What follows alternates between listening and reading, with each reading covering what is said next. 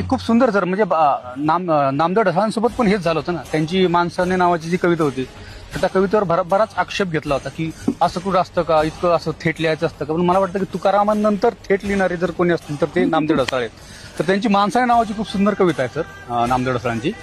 ते म्हणतात की माणसाने सर्वप्रथम स्वतःला पूर्ण अंशाने उद्ध्वस्त करून घ्यावे, बिनधास्त डिंगडांग धतिंग करावी, चरस गांजा वडावा, अफीम लालपरी खावी, मुबलक कंट्री प्यावी, ऐपत नसेल तर स्वस्तातला डालडा झोकावा, दिवस रात्र रात्र दिवस तर राहावे. माणसाने सर्वप्रथम माणसालाच गुलाम बनवावे, त्याच्या गांडीवर हंटरचे फटके मारावेत, त्याच्या रक्ताकुल्ल्यावर आपल्या घुगऱ्या शिजून घ्याव्यात, शेजाऱ्याला लुटावेत, पाजऱ्याला लुटाव्यात, बँका फोडाव्यात, शेठ सावकारांची आय टाकावी, नात्या गोत्यांचा केसाने गळा कापावा, मूठ मारावी. माणसाने केव्हाही कुठेही कुणाच्याही आई बहिणीवर चढावी. साहित्य संघ, शाळा, कॉलेज, हॉस्पिटल, राजधान्या, इमले, झोपडे, वखवखलेल्या भुकाळ वस्त्या यावर हायड्रोजन हातबाम टाकावे.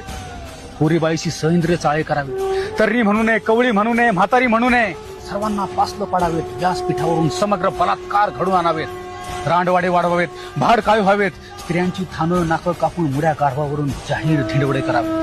माणसाने येशूच्या, बुद्धाच्या, विष्णूच्या, पैगंबराच्या वंशजांना फाशी द्यावे.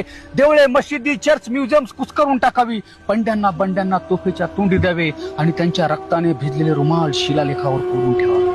माणसाने Plato, Einstein, Archimedes, Socrates, Marx, Ashok, Hitler, Camus, Kafka, Bodhale, Rimbaud, Ezra, Hopkins, Goethe, Dostoevsky, Mayakovsky, Edison, Madison, Kalidas, Tukaram, Vyas, Dnyaneshwar, Shakespeare वगैरे वगैरेंना त्यांच्या शब्दासगट गटाराचे मेन होल उघडून त्यात सलंग सरत ठेवावे. जिकडे तिकडे वर खालीवर नरकच नरक उभारावे.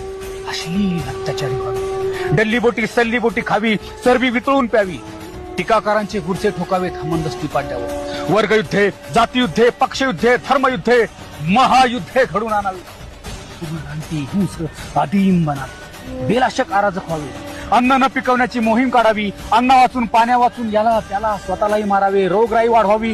वृक्ष निष्फळण करावेत. कुठलीही चीट पाखरून गाईल याची दक्षता घ्यावी. आणि माणसाने लवकरात लवकर का होईना पण विवळत किंचळत मरण्याचे असावे. हे सारे सारे विश्वव्यापू गळू प्रमाणे फुगू द्यावे. अनाम वेळी फुटू द्यावे, रिचू द्यावे. आणि नंतर उरलेल्या सुरलेल्यांनी कुणालाही गुलाम करू. तू काळा, तू गोरा असं कुणालाही हिणू नये. तू ब्राह्मण, तू क्षत्रिय, तू वैश्य, तू शूद्र असं कुणालाही म्हणू नये. कुठलाही पक्ष काढू नये. घरदार बांधू नये. अरे नातीनं मानण्याचा, आई बहीण ओळखण्याचा गुन्हा करू नये. आभाळाला आजोबा आणि जमिनीला आजी मानून तिच्या कुशीत गुन्हा गोविंदाने आनंदाने राहावे. चंद्र सूर्य लाजतील असे सचेत कार्य करावे. एक तीळ सर्वांनी करंडून खावा. माणसावरच सुप्त